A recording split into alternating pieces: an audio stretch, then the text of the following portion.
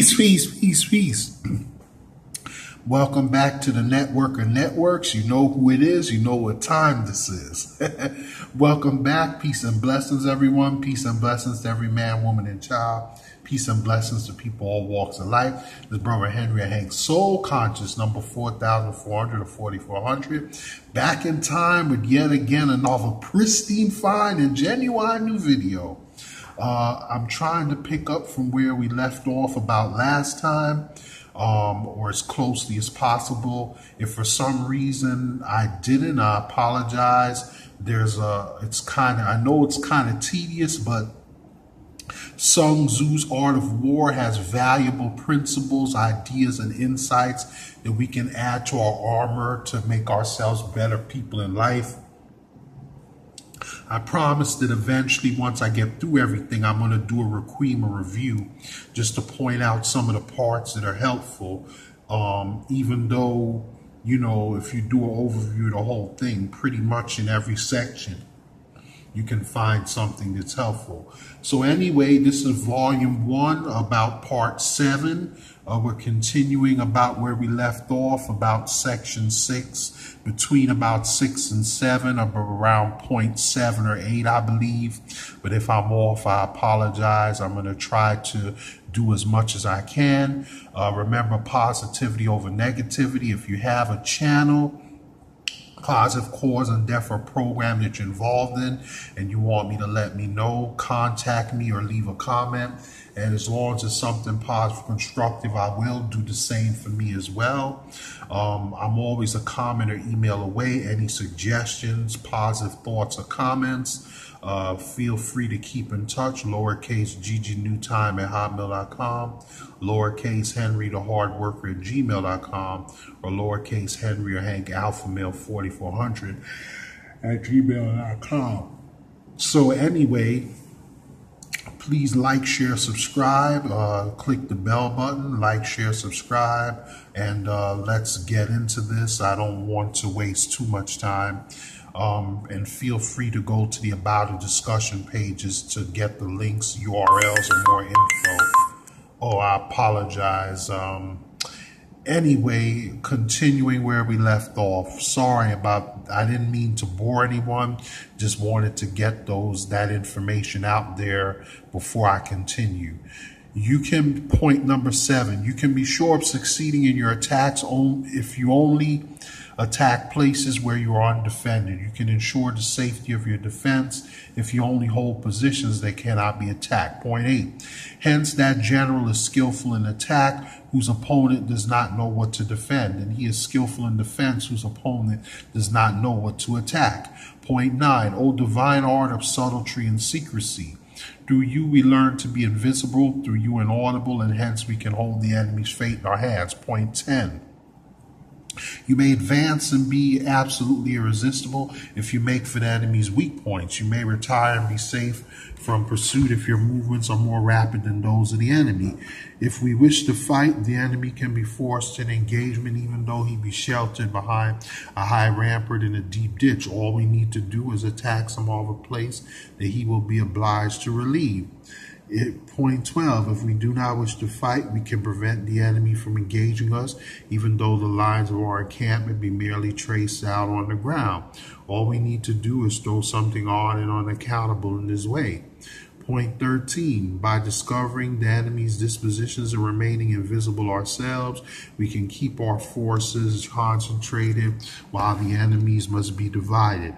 Point 14, we can form a single united body while the enemy must split up into fractions. Hence, there'll be a whole pitted against separate parts of a whole, which means that we shall be many to the enemy's few.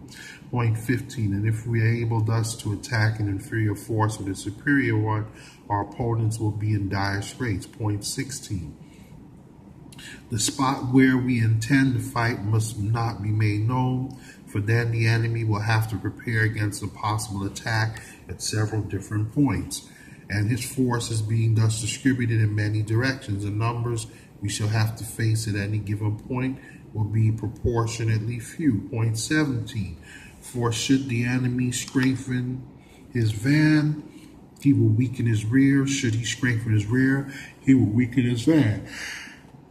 Should he strengthen his left, pardon me, his left, he will weaken his right. Should he strengthen his right, he will weaken his left. If he sends reinforcements everywhere, he will be weak.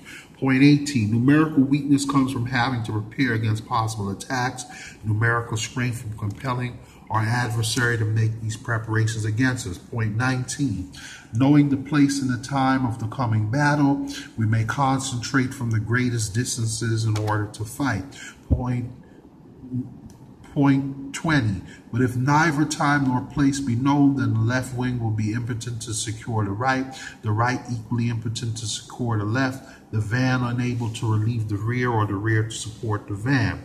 How much more so if the furthest positions of the army are anything under 100 li apart, and even the nearest are separated by several li.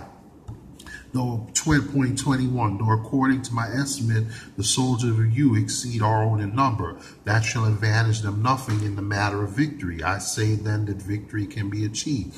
Point 22, though the enemy be stronger in numbers, we may prevent him from fighting. Scheme so as to discover his plans and the likelihood of their success. I apologize. The heat in the AC here is making it a little stuffy, but I apologize. Let's move on. Point 23, rouse him and learn the principle of his activity or inactivity. Force him to reveal himself so as to find out his vulnerable spots. Point 24, carefully compare the opposing army with your own so that you may know where strength is superabundant and where it is deficient. Point 25, in making tactical dispositions, the highest pitch you can attain is to conceal them. Conceal your dispositions, you'll be safe from the prying of the subtlest spies, from the machinations of the wisest brains. Point 26, how victory may be produced for them out of the enemy's own tactics. That is what the multitude cannot comprehend. Point 27, all men can see the tactics whereby I conquer, but what none can see is the strategy out of which victory is evolved. Point 28, do not repeat the tactics which have gained you one victory, but let your methods be regulated by the infinite variety of circumstances. Point 29, pardon me, military tactics are like unto water, for water in its natural course runs away from high places and hastens downward. Point 30, so in war the way is to avoid what is strong and to strike at what is weak.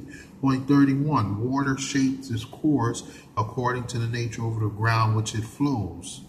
Over which it flows. The soldier works out his victory in relation to the foe whom he is facing. Point 32, therefore, just as water retains no constant shape, so in warfare there are no constant conditions. Point 33, he who can modify his tactics in relation to his opponent and thereby succeed in winning may be called the heaven-born captain. Point 34, the five elements, water, fire, wood, metal, earth, are not always equally predominant. The four seasons make way for each other in turn. There are short days and long. The moon has its periods of waning and waxing. Section 7, maneuvering. Sun Tzu said, in war the general receives his commands from the sovereign.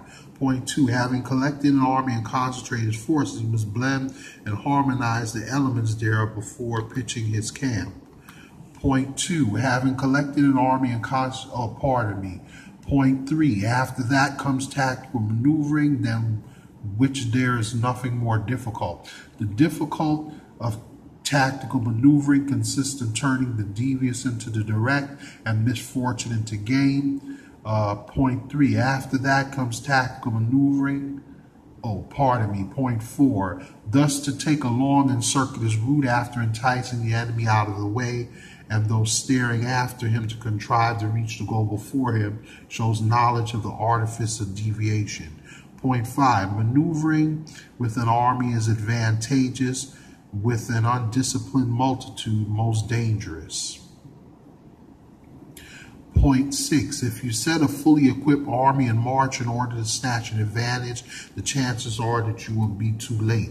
On the other hand, to detach a flying column for the purpose involved the sacrifice of his baggage and stores. Point 7, Thus, if you order your men to roll up their buff coats and make forced marches without halting day or night, covering double the usual distance at a stretch, doing 100 L1 or LI in order to wrest an advantage, the leaders of all three of your divisions will fall into the hands of the enemy. Point 8. The stronger men will be in front, the jaded ones will fall behind. And on this plan, only 1/10 of your army will reach its destination. Point 9. If you march 50 LI or L1 in order to outmaneuver the enemy, you will lose the leader of your first division, and only half of your force will reach the goal. Point 10. If you march 30 LI or L1 with the same object, 2/3 of your army will arrive. Point 11. We may take it then that an army without its baggage train is lost. Without provisions, it is lost. Without bases of supply, it is lost. Point 12. We cannot enter into alliances until we are acquainted with the designs of our neighbors. Point 13. We are not fit to lead an army on the march unless we are familiar with the face of the country, its mountains and forests, its pitfalls and precipices, its marshes and swamps. Point 14, we shall be unable to turn natural advantage to account unless we make use of local guides. Point 15, in war, practice dissimulation and will succeed. Point 16, wherever to concentrate and divide your troops must be divided by circumstances. Point 17, let your rapidity be that of the wind, your compactness that of the forest. Point 18, in reading and plundering be like fire, is immovability like a mountain. Point 19. Let your plans be dark and impenetrable as night, and when you move, fall like a thunderbolt. Point 20. When you plunder a countryside, let the spoil be divided amongst your men. When you capture new territory, cut it up into allotments for the benefit of the soldiery. Point 21. Ponder and deliberate before you make a move. Point 22. He will conquer who has learnt the artifice of deviation, such as the art of maneuvering. Point 23.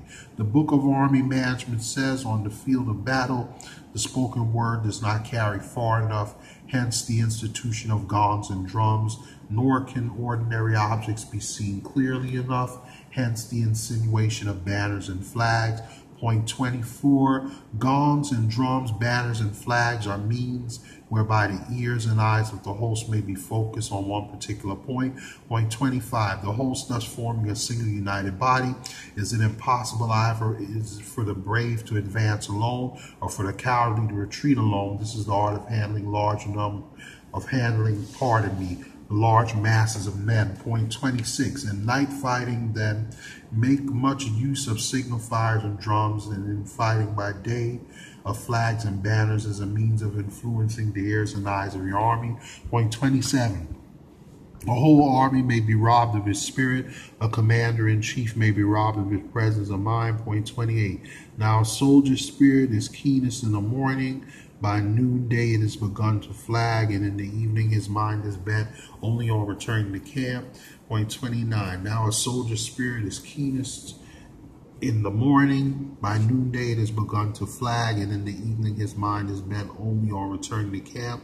Point 29, a clever general therefore avoids an army when his spirit is keen, but attacks it when it is sluggish and inclined to return.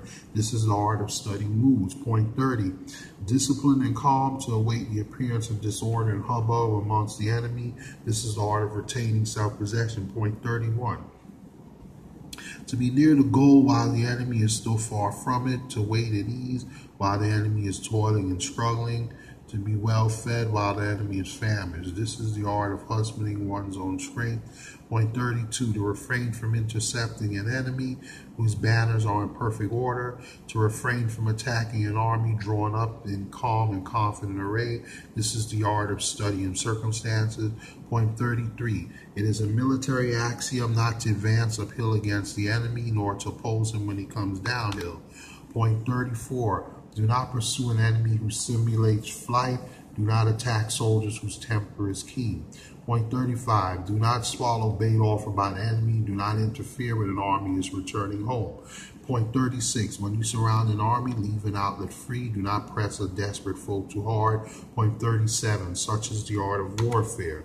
Point 8, variation in tactics. Sun Tzu said in war, the general receives his commands from the sovereign, collects his army, and concentrates his forces. Point 2, when in difficult country, do not encamp. In country where high roads intersect, join hands with your allies. Do not linger dangerously in isolated positions. In hemmed-in situations, you must resort to stratagem. In desperate position, you must fight. Point 3, there are roads which must not be followed, armies which must not be attacked, towns which must be besieged, positions which must not be contested, commands of the sovereign which must not be obeyed. Point 4, the general thoroughly understands the advantages that accompany the variation of tactics, knows how to handle his troops. Point 5, the general who does not understand these may be well acquainted with the configuration of country, yet he will not be able to turn his knowledge to practical account. Point 6, so the student of war who is unversed in the art of war, of varying his plans, even though he be acquainted with the 5 advantages, will fail to make the best use of his men. Point 7, hence in the wise leader's plans, considerations of advantage and of disadvantage will be blended together. Point 8, if our expectation of advantage be tempered in this way, we may succeed in accomplishing the essential part of our scheme. Point 9, if on the other hand, in the midst of difficulties, we're always ready to seize an advantage, we may extricate ourselves from misfortune. Point 10, reduce the hostile chiefs by inflicting damage on them and make trouble for them and keep them constantly engaged. Hold out specious allurements and make them rush, to any given point. Point 11, the art of war teaches us to rely not on the likelihood of the enemy's not coming, but our own readiness to receive him, not on the chance of his not attacking, but rather on the fact that we have made our position unassailable. Point 12, there are 5 dangerous faults which may affect the general. 1, recklessness, which leads to destruction. 2, cowardice, which leads to capture. 3, a hasty temper, which can be provoked by insults. 4, a delicacy of honor, which is sensitive to shame. 5, over-solicitude for his men, which exposes him to worry and trouble. Point 13, these are the 5 besetting sins of a general, ruinous to the conduct of war. Point 14, when an army is overthrown and its leader slain, the cause will surely be found among these 5 dangerous faults. Let them be a subject of meditation. So I'm going to pause there. We'll pick up at about point 9, the army on the march, next time. Thank you for your support. Like, share, subscribe. I know it's kind of tedious, but there's great stuff in the art of war we can learn from and apply to our lives. Even though it was written some time ago in the past, it is still a great benefit. Like, share, subscribe. I'll do the same as well. Spread the word. Remember to click the bell button. Be on the lookout for part 8 and the rest of the series. Like I said at the end, I will do a recream or review to show how it can be practically used. Parts of it can be used today, objectively and unbiased as I can.